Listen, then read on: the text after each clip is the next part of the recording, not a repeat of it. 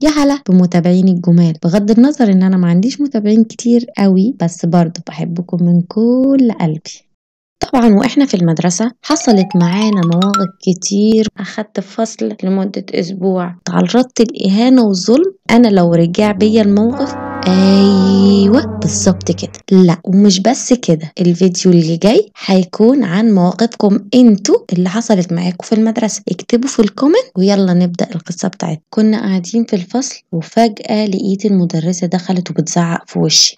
أخدتني لأوضة المديرة بعد ما هزقتني قدام الفصل كله. طبعا بالنسبة لي أوضة المديرة دي كأنها بيت رعب. بحس المديرة مش طبيعية، كأنها بتجتمع هي وإبليس مع بعض. البنت دي لازم تتعاقب، باباها هيجي حالا. أنا بقى في دماغي أكيد حد شافني وأنا بكتب شتايم وبلزق الورق على ظهر صحابي.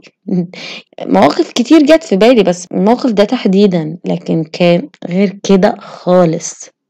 عملت ايه تاني النهارده؟